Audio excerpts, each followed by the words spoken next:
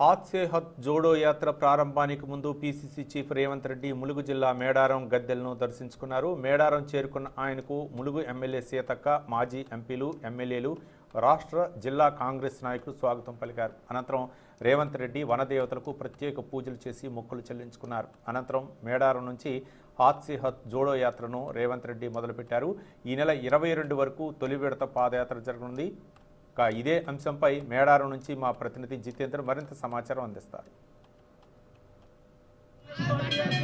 రేవంత్ రెడ్డి మేడారంలో సమ్మక్క సారలమ్మలను దర్శించుకున్నారు.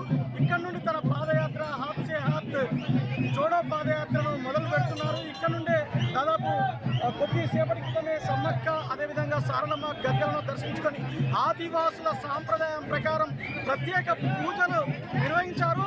అనంతరం రేవంత్ రెడ్డి ఇక్కడ నుండి నేరుగా పస్రా మీదుగా అదేవిధంగా పస్రాలో కాలినడకన పాదయాత్ర చేసి పస్రాలో బహిరంగ సభలో ఆయన మాట్లాడనున్నారు. అక్కడి నుండి రామప్పకు చేరుకుంటారు. రామప్పలో నిద్ర చేసిన తర్వాత అక్కడ నుండి ఆయన ఇతర ప్రాంతాలకు వెళ్తున్నారు. మనం చూస్తున్నాము రేవంత్ రెడ్డి మొత్తంగా కొన్ని వేల మంది కార్యకర్తలతోటి తన యొక్క పాదయాత్ర కొనసాగుతుంది.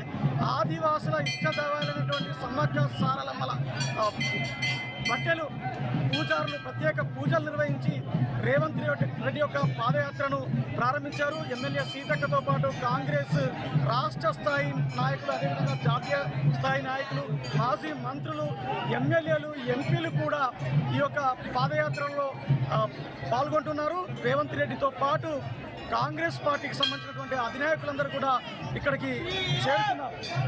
ఇప్పుడు మనం ఇక్కడ ఉన్నటువంటి తాజా పరిస్థితులను చూస్తున్నాం. రేవంత్ రెడ్డి యొక్క పాదయాత్ర మేడారం సమ్మక్క సారలమ్మల సాక్షిగా మొదలవుతుంది. కాంగ్రెస్ శ్రేణులలో కూడా కొత్త ఉత్సాహాన్ని నింపుతుంది. కాంగ్రెస్ పార్టీకి సంబంధించినటువంటి వేలాది మంది కార్యకర్తలు ఇక్కడికి వచ్చి రేవంత్ రెడ్డితో పాటు పాదయాత్రలో